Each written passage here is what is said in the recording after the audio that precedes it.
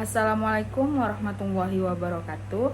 Perkenalkan, nama saya Nurhaliza Azhari dengan NIM 501210061. Baiklah, di sini saya akan membuat video presentasi yang dimana pembuatan video ini bertujuan untuk memenuhi tugas ujian akhir semester dengan mata kuliah Bisnis Industri Halal yang diampuh oleh Bapak Angger Hidayat M.Par. Baiklah, di sini saya akan membahas tentang strategi konkret yang perlu dilaksanakan dalam menyelesaikan permasalahan industri halal. Yang pertama itu ada jumlah produk bersertifikasi halal yang masih rendah. Jumlah produk yang mendapatkan sertifikasi halal yang masih rendah bisa disebabkan oleh beberapa faktor.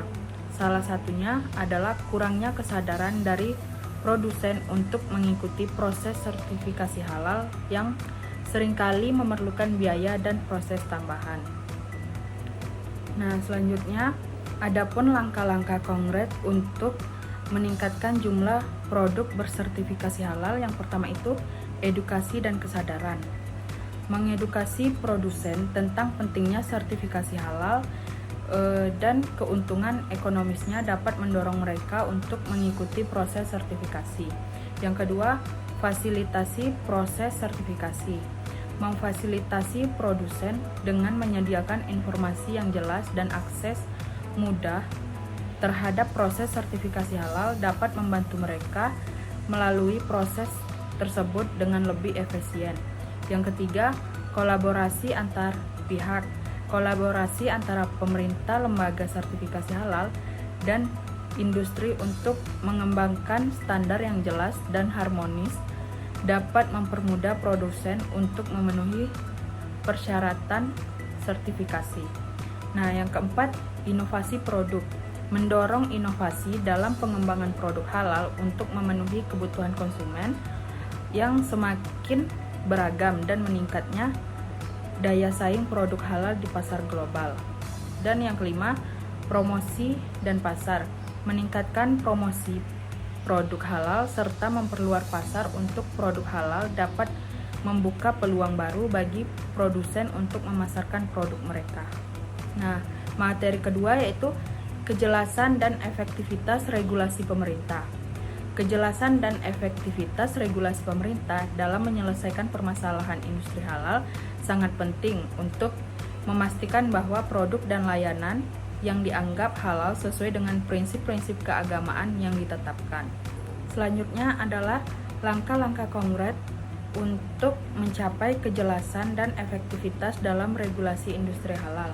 Yang pertama ada penguatan institusi regulasi, yaitu membentuk atau memperkuat lembaga atau otoritas khusus yang bertanggung jawab serta eksklusif untuk mengatur dan mengawasi industri halal. Yang kedua, penyusunan regulasi yang komprehensif. Penyusunan regulasi yang komprehensif dan terperinci mengenai standar halal, prosedur sertifikasi, pengawasan produksi dan tindakan hukum terhadap pelanggaran. Yang ketiga, penguatan sistem sertifikasi. Memperkuat sistem sertifikasi halal dengan memastikan transparansi, keberlanjutan, dan akuntabilitas dalam prosesnya. Yang keempat, penegakan hukum yang tegas. Menetapkan sanksi yang tegas dan memadai bagi pelanggaran regulasi halal, termasuk denda, penarikan sertifikasi, atau bahkan penuntutan pidana jika diperlukan. Nah, yang terakhir, pendidikan dan pelatihan. Mengadakan program pendidikan dan pelatihan untuk para produsen, distributor, dan konsumen tentang prinsip-prinsip halal. Materi yang terakhir yaitu minimnya pemahaman produk halal pada masyarakat. Minimnya pemahaman produk halal di kalangan masyarakat dapat disebabkan oleh beberapa faktor. Di antaranya, yang pertama, kurangnya edukasi dan informasi. Yang kedua, keterbatasan akses informasi. Yang ketiga, perbedaan interpretasi agama. Dan yang keempat, kurangnya kesadaran akan manfaat produk halal.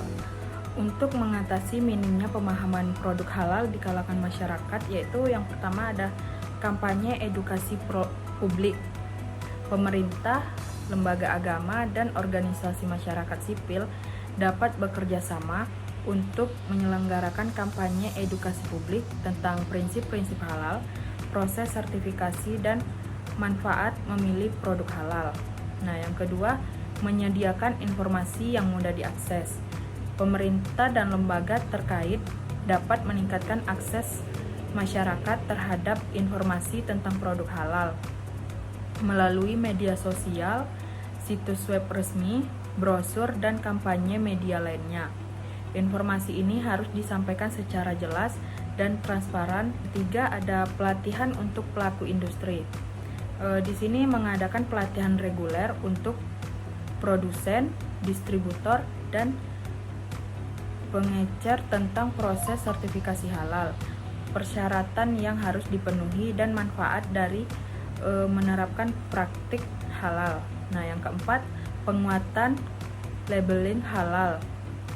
Di sini memastikan bahwa label halal pada produk mudah dibaca, jelas, dan dapat dipahami oleh konsumen. Penguatan peraturan terkait labeling halal juga perlu dilakukan untuk meningkatkan kepercayaan konsumen terhadap produk yang mereka beli. Nah, yang kelima yaitu kolaborasi dengan lembaga agama. Di sini melibatkan tokoh-tokoh agama dan komunitas agama dalam upaya edukasi publik tentang produk halal. Nah, dan yang terakhir yaitu stimulasi ekonomi dan inovasi dalam industri halal. Di sini mendorong pengembangan lebih lanjut dalam industri halal melalui insentif ekonomi dan dukungan untuk inovasi produk halal. Baiklah, sekian dari pemaparan materi saya. Lebih dan kurang saya mohon maaf. Wabillahi taufiq wal hidayah. Wassalamualaikum warahmatullahi wabarakatuh.